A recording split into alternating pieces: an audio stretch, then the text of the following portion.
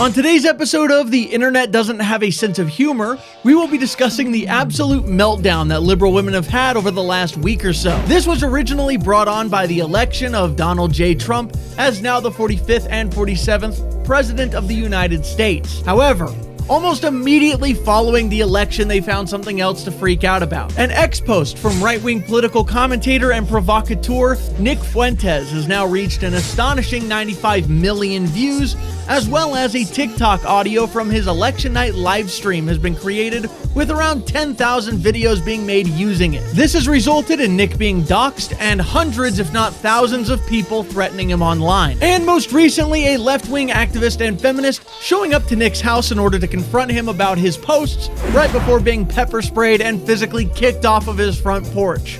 We will be discussing all of this, but before we do, I just want to say that just given the subject of today's video, it will probably be my most controversial yet. Therefore, if you agree with anything I say, don't forget to drop a like, as it would really help me out. So some of you might be wondering who this Nick Fuentes guy even is, and others might already have some vague idea. Well, Nick is a right-wing political commentator who is known for his inflammatory rhetoric. He got his start in politics at 18 years old with his show America First, originally being on RSBN. He is now 26 years old and hosts his show on Rumble and Cozy.tv, which is his own website. This is due to being banned on YouTube in 2021 following his attendance of the January 6th Capitol riot. He is referred to by many as a white supremacist. This is because of his views on race realism, white identity, and the JQ. Though he denies hating anyone based off of inherent characteristics. Are you a racist? No. Okay. Are you anti-Semitic? No. Okay. Are you Islamophobe? No. Do you hate gays? No. Okay. Is there any single individual group you hate more than others? No. I love all people. Do you think, do you hate black people? No. Okay. Do you think India smells? That I do. Okay, I do there we go. Then that's where we'll go with this. All right. He does tend to get in trouble pretty often because he has these moments of imprudence. He likes to make crass jokes about everything from race to gender and even famously the Holocaust. One of his first viral moments was when he was reading a super chat from one of his fans where they compared it to baking a batch of cookies. Max says, if I take 1 hour to cook a batch of cookies and Cookie Monster has 15 ovens, working 24 hours a day, every day for 5 years, how long does it take Cookie Monster to make 6 million batches of cookies? I don't know. That's a good question. Certainly, oh, no. It doesn't really sound correct to me. Wait a second. It takes 1 hour to cook a batch of cookies, and you have 15 ovens, probably in 4 different kitchens, right? Doing 24 hours a day, every day for 5 years. How long would it take you to make 6 million? I don't know. It certainly wouldn't be 5 years, right? The math doesn't seem to add up there. So 6 million cookies, I don't buy it. Nick is a difficult character to discuss for this reason. A lot of people find his rhetoric to be hateful and dangerous. And I'm not just saying people on the left. Even people on the right believe that he's concealing his hatred for these different groups under a thin veil of humor. And that his jokes are not just jokes, they are instead dog whistles, and he's creating a coalition of evil bigots. I don't know if I believe that. To me, his worst moments come across as just a young guy saying edgy things for humor. Maybe I'm desensitized to that kind of rhetoric. It's really nothing you wouldn't hear in an Xbox game chat in 2008, but you can be the judge of that. Other people criticize Nick for being too effeminate. A lot of these right-wing tradcon types, the ones that tweet about wheat fields and homesteads, they will often refer to Nick as a closeted homosexual. They will mock him for his mannerisms as well as his celibacy. They will also call Nick a catboy, and this is due to the time he hung out with Catboy Cammy, who is another right-wing provocateur. Nick has been known to criticize gym culture and men having promiscuous sex with women as being comparable to homosexuality due to both having their fixation on the flesh and material. A MGTOW asexual incel is really the straightest position that you can have. Having sex in itself is gay, I think. I think that it's really a gay act to begin with. Think about it this way. What's gayer than being like, I need cuddles, I need kisses, I need it's all very sus to me. And then they go and they get their pump on to get juicy with all the guys. Going to the gym is gay. And that's just true. That's why they do it. That's why they do it in the gym. That's where they go. That is their temple, okay? Where do the gay people go? They go to two places, gay bars and gyms. And mostly they go to the gyms. Mostly they're in gyms. Because everyone that goes to the gym is gay. These kinds of takes have opened the door to scrutiny on both sides of the political aisle, leaving Nick an extremely divisive character. That being said, Nick has rubbed shoulders with very powerful people, both in politics and in culture, famously dining with Donald Trump and Kanye West at Mar-a-Lago in November of 2022, and working with Kanye on a potential run for president for the 2024 presidential election, a race that never came to fruition. Nick has collaborated with many other people over the years, including but not limited to Sneeko, the Hodge twins, Destiny, Alex Jones, Aiden Ross, and Fresh and Fit. Probably one of his biggest victories was the Groyper War of 2019. This is when he encouraged his followers to attend the conventions and rallies of mainstream conservatives to ask them about their seemingly anti-conservative takes on marriage, immigration, and foreign aid. Yes! Of E. Michael Jones' groundbreaking work, we now understand that sexual liberation is political control. It's a form of political control. And you have multiple times advocated on behalf of accepting homosexuality, accepting homosexual acts as normative in the conservative movement. How does anal sex help us win the culture war? Yes! I'm gonna let the gay man answer. Wait a minute. Yo! But I would say probably his biggest accomplishment was the AFPAC 3 conference of 2022, which was actually attended by 4 elected officials: Paul Gosar, Wendy Rogers, Marjorie Taylor Greene, and Janice McGeehan. This is a big accomplishment given the fact that it was also attended by dissident right-wing figures, Jared Taylor, Peter Brimelow, and Gavin McInnes, for example. Despite being blacklisted, banned, censored, and I would even say slandered, he has remained a prominent voice in the dissident right-wing and played a pivotal part in dragging the Overton window further to the right in recent years. There is a lot more about Nick that I could get into, but I think this about covers the basics of his background. Some of you might love Nick, some of you might hate him, and some of you might just be indifferent and want to hear about the drama. So with that said, let's get into it. I guess we will begin with the X post, as that seems to have sparked the most outrage. During his election night live stream, Nick began posting on X to rage bait. He has notoriously been critical of Donald Trump in this election cycle and even abstained from voting entirely and encouraged his followers to do the same. A lot of right-wing personalities were really upset with Nick's criticism of Donald Trump, saying he wasn't being a team player and therefore he must be a federal agent planted by the deep state in order to keep Trump out of office. Yes, that's actually what they said. It's kind of insane. When it was becoming clear that Trump was going to win, Nick posted "Total Groyper Victory," which was the first of many posts that night designed to piss people off. I'm just gonna tweet, dude, watch this. Hey guys, watch this. I was gonna tweet "Total Groyper Victory" and watch this get 10 trillion impressions, because everyone's just saying, you can't just claim victory. The Groypers were against, you can't just claim victory. I was gonna post it, and I was gonna post the chat. I don't really care about the outcome. Chaotic neutral to feel when you don't really care about the outcome. Watch, dude, they're gonna love this, you guys. Guys, they're gonna love this one. They're gonna love this one so much, and it's gonna be delicious and glorious. Surprisingly to him, though, the post that got the most attention was "Your body, my choice, forever." A simple play off the phrase "my body, my choice," used by the pro-choice crowd when defending a woman's right to abortion. So why did Nick post this? Well, it should be obvious. The most prominent issue that Kamala Harris ran on was that she was going to codify a woman's right to abortion into federal law. This became the centerpiece of her campaign following the overturning of Roe v. Wade. But a lot of people, purposely or not, took this post to be something completely different. For all of the men who feel emboldened to finally come out of the woodwork and start telling women, "Your body, my choice," I want you to know in no uncertain terms that what you're actually saying is, Trump is my president, and I can rape you now. For every instance of this that I come across on this app or any other social media, I will shut it down. It may not happen immediately, but it's coming. You don't know me, you don't know what I'm capable of, and you don't know what I do for a living. And I can promise you that regardless of your handle or your empty profile picture, I will be able to find out who you are, and you will not remain anonymous. The world may seem big and the web very wide, but for me, it's an itty-bitty little space.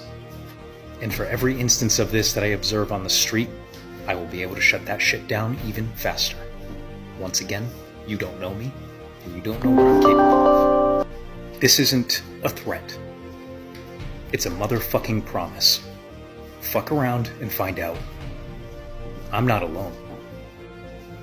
I don't stand in secret.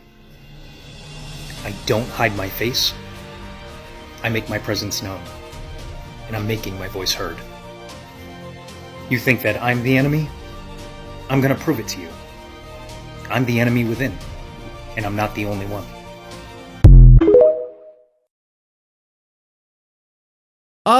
No.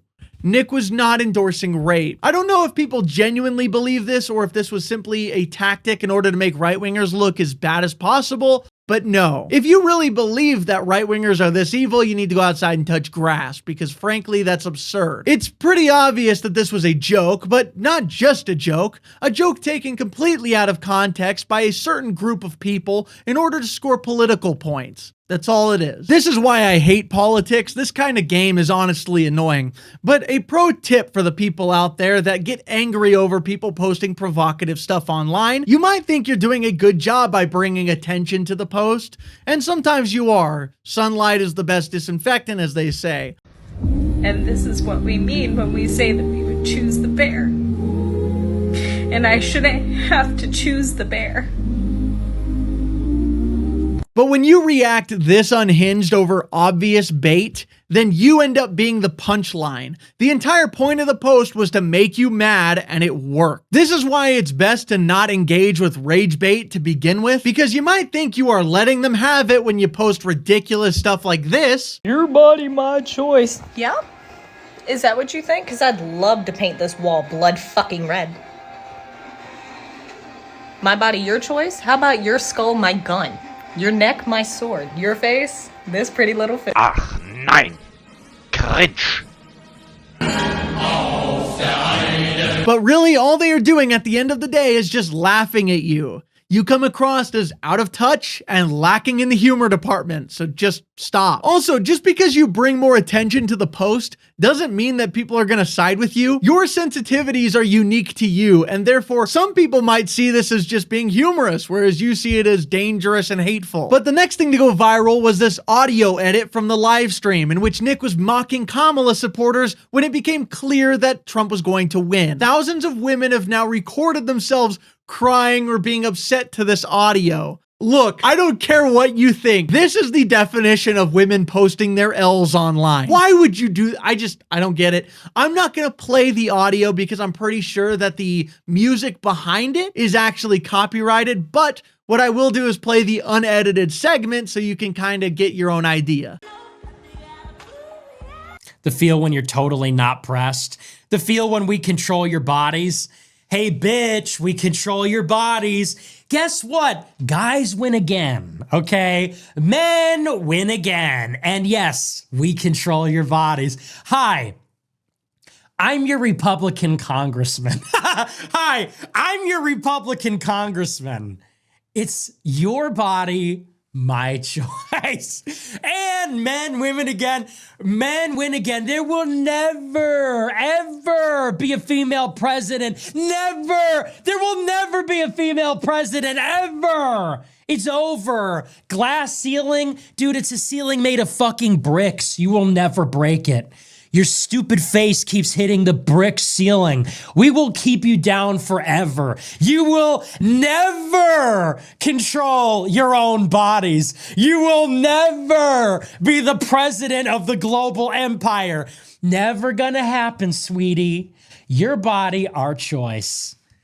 No more abortions. Yeah, that's right. No more abortions. No more food stamps. Sorry, honey. Project 2025 is back on the menu, and there's none of any of that. One thing you may immediately notice when you listen to the edited TikTok version is that whoever edited it left out the parts of him laughing, which is what gives the clear indication that it was a joke. Now, you might say that this joke is crude. You may say it's offensive, but it's obvious that it's a joke. One thing that confused a lot of people was the part where he says, "I am your Republican congressman." This confused so many people to the point where they actually searched, "Is Nick Fuentes a congressman?" I really hate explaining jokes, but no, Nick is not a congressman. What he was doing is he was making fun of an ad campaign by Progress Action Fund, which depicts an old white guy always saying, "I am your Republican congressman," in extremely exaggerated circumstances. Oh! Sorry, you can't do that. What the hell, man? How'd you get in here? I'm your Republican congressman. Now that we're in charge, we're banning porn nationwide. You can't tell me what to do. Get out of my bedroom, you creep! I won the last election, so it's my decision. I'm just gonna watch and make sure you don't finish illegally. It was a joke about the over-dramatized nature of these ads, as well as the expected response to a Trump victory. Also, am I gonna just pretend like it's not at least a little bit funny that the 2 times Trump won is when he ran against a woman? Look, I know emotions are high right now, but take yourself out of the current situation. Think about it with a sober mind. It's a little bit funny, let's be honest. Anyway, due to the virality of this clip, the media began addressing it. CNN, ABC, MSNBC all ran segments talking about it, all expressing moral outrage over this obvious joke. Control your bodies. Guess what? Guys win again, okay? Men win again. And yes, we control your bodies. Hi, I'm your Republican congressman. Hi, I'm your Republican congressman. It's your body, my choice. Disgusting comments like that are going viral. They're setting the groundwork for a massive backlash. I'm mad that women have to hear "your body, my choice" from right-wing dipshits. My life! Adding fuel to the fire, posts from Trump-supporting provocateurs with large male audiences, like white nationalist Nick Fuentes saying, "Your body, my choice, forever." This led Nick to address the outrage on his show the next day. At first by adding on to the joke more, stating that he is excited about the prospects of 2025 being implemented and how society will become a more extreme version of The Handmaid's Tale. We're also going to talk tonight about my viral clip. Wow, I didn't expect this. So I am now going viral on TikTok, Twitter, Google search trends for my very funny clip on my election night stream. In a moment of exuberance and jubilation, I excitedly declared that since Donald Trump became the president, women's bodies are now under our control. And I mean that. I said it's their body, but it is our choice. And politically, I'm obsessed with controlling women's bodies. I'm going to tell them what they're allowed to do with them. It's my decision. We as males, we as men control their bodies. They have no say in the matter, and that comes to abortion as well as every other issue. Henceforth, men will be controlling what you eat, what you wear, whether you can have an abortion, what your hair looks like, when and whether you can cut your hair. We'll be controlling how much makeup you wear, what you do with your nails. We'll be controlling who you have sex with. We'll be controlling where you live and where you go, what time you go to bed. We're going to be controlling all of that. And this is subject to the law according to Project 2025. Project 2025 goes into effect in 2025 at midnight. And after that, it's going to be like The Handmaid's Tale if it were written by the Taliban. So it's even going to be worse. Women think it's going to be like The Handmaid's Tale. That was written by an atheist liberal living in a Christian country. This is going to be like whatever the equivalent is in the Taliban, okay? This is going to be like the honor killing's tale. This is going to be like the honor killing's tale. This is going to be the wife of the sheik's tale, concubine Aisha's tale. It's going to be Aisha's tale. At this point, you either understand Nick's sense of humor or you don't. I mean, obviously, Project 2025 does not go into effect at midnight on January 1st. It's amazing that anyone has to state that. Also, he states multiple times throughout his show that this was obviously all supposed to be a joke. No, I'm kidding, of course. No, but I did this joke during the show. Everyone's freaking out. I said, it's your body, my choice. You lose, men win. And, you're never going to be president. And they're freaking out. It's a TikTok audio. There's TikToks with like hundreds of thousands of views of me saying that with music added to it. And women are filming themselves crying in front of the camera. Look, guys, it's jokes. This is a comedy show. I love women. I promise you I'm a normal guy, okay? This is a comedy show. It's satire. It's fun, okay? There's a couple of serious points, though, and the one I want to focus on tonight is this. This is a taste of what we are going to deal with during the Trump administration. It feels all too familiar, and I'll tell you what I mean by that. When the Republicans are in power, there is a microscope on all of us, and in particular, the radical right. But someone actually clipped this part of the show as well and left out all the parts of him saying that it's a joke, and now women are reacting to that all upset. So I am now going viral on TikTok, Twitter, Google search trends for my very funny clip on my election night stream. In a moment of exuberance and jubilation, I excitedly declared that since Donald Trump became the president, women's bodies are now under our control. And I mean that. I said it's their body, but it is our choice. And politically, I'm obsessed with controlling women's bodies. I'm going to tell them what they're allowed to do with them. It's my decision.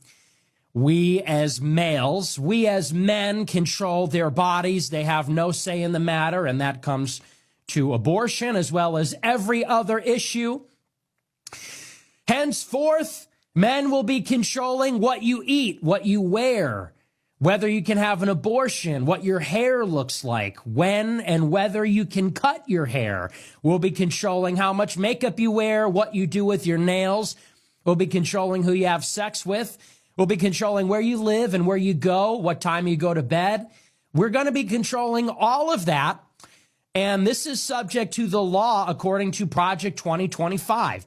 Now look, you can continue to be mad about these comments if you want. I mean, they are supposed to be offensive. But I find it hard to believe that people filming themselves crying to this audio and feigning outrage are neither political hacks nor someone who just got suckered into believing that all of this meant more than it did. I'm pretty sure that given the context, most people would just write this off as being nothing more than a troll. An effective one, but a troll nonetheless. Either COVID really messed with everyone's ability to decipher satire from an honest take, or they are so messed up by the media that this is really how they believe conservatives are, and so these kinds of jokes just affirm their preconceived notions and they lose their minds over it. Nobody should be this upset over something so ridiculous and over the top. It's obvious bait. But someone did get upset. So upset, in fact, that they ended up doxing his address and showing up to his house to confront him over these posts. And let's just say, it didn't end well for them. Hi. Oh my God, what are you doing? Get the fuck out of here.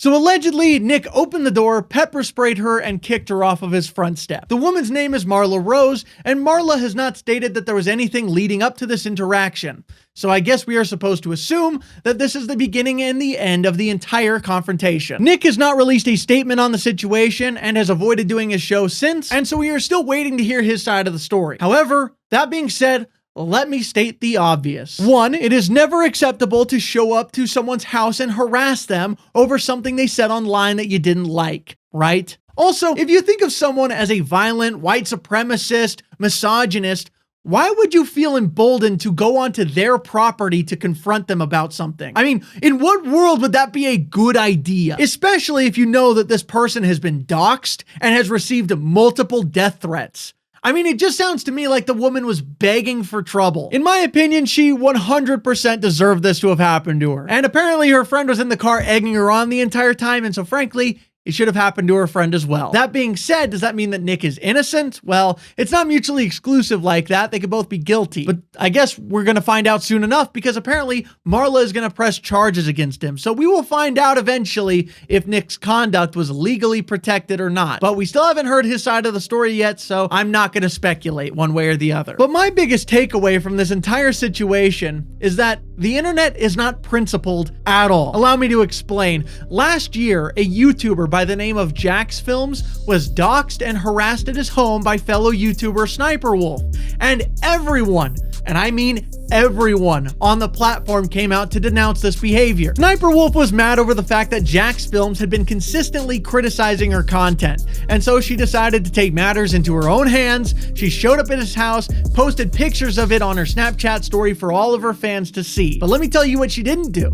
She didn't set foot on his property, nor did she release the physical address of his house, which are two things that Marla did do to Nick Fuentes. So where is the outrage by the commentary community? Why is it just crickets? Why is no one talking about it? Well, it's pretty simple. It's only a problem that people get doxxed and harassed at their home when it happens to people that they like.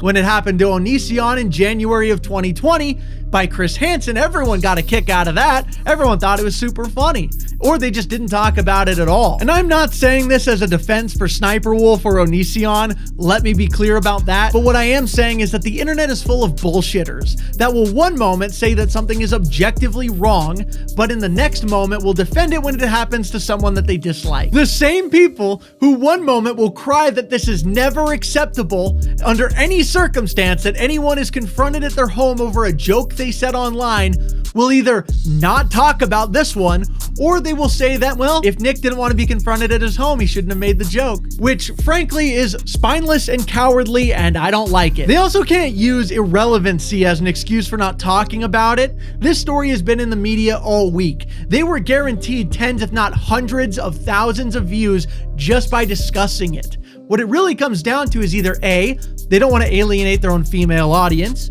B, they don't want to upset YouTube itself, or C, they have a personal issue with Nick and therefore they don't care when it happens to him, which, fair enough, fine.